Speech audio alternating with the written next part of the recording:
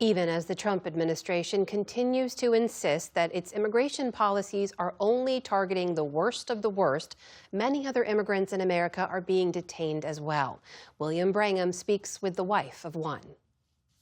Several weeks ago, Hernan Escobar was on his way to his construction job outside of Boston when he was stopped by masked immigration agents. His car window was shattered and he was arrested. Escobar came to the U.S. 7 years ago from El Salvador and met his wife, who's a U.S. citizen. They settled in Massachusetts and began building a life there. Their marriage paperwork, which would grant him legal rights to stay in the U.S., was just being finalized when he was arrested. Escobar's wife, Leslie Gonzales, who's a legal aid attorney, joins us now. Leslie, thank you so much for talking with us. I know this has got to be a very fraught period for you. Can you just tell us a little bit about the day that Hernan was arrested? What happened as far as you know? First of all, thank you so much for having me. That day changed everything. Hernan was on his way to work. He's a roofer. He's typically up before the sun. He was 2 minutes from our apartment complex when he was stopped by ICE agents in masks and an unmarked vehicle. He called me in a panic. It was 5:27 a.m. I heard shouting, glass shattering, and then I heard him say, "Ow, you're hurting me." When I arrived on the scene, there were multiple officers there.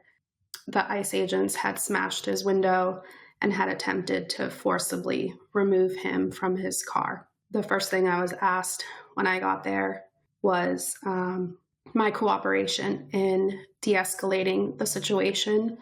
I pointed out that there was a taser in his face.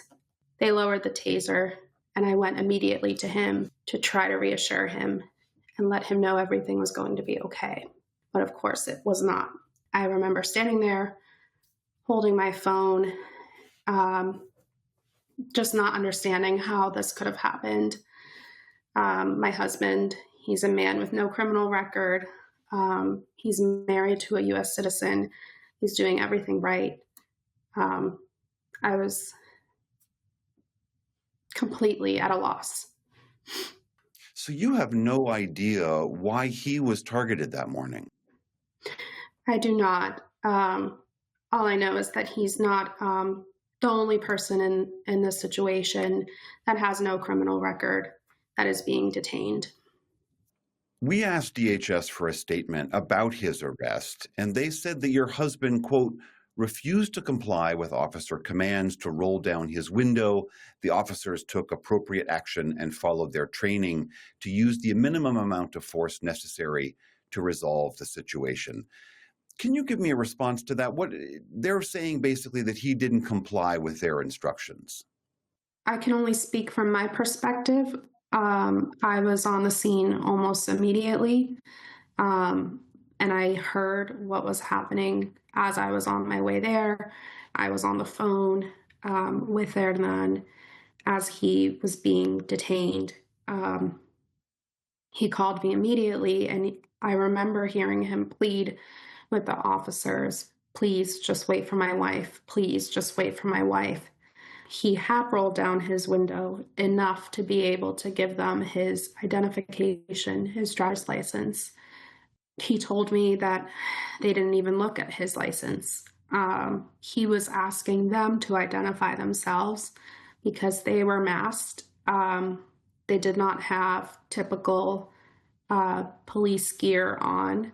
They were in a gray vehicle with New York license plates, and my husband did not know what was going on.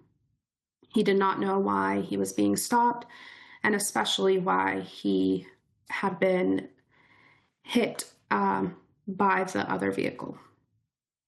When I arrived, I immediately went to his side. He opened the door. He complied with every request that the ICE officers made of him, and he was taken away on a stretcher. What do you know about the conditions that he's in? My husband is being held in Plymouth County. I know that initially he was in a different patio. He said the conditions were terrible. He has since been transferred to another patio where he sleeps in a cell with four other people. It is extremely noisy. He's not able to sleep much at night. Um, he is limited in terms of when he can use the bathroom.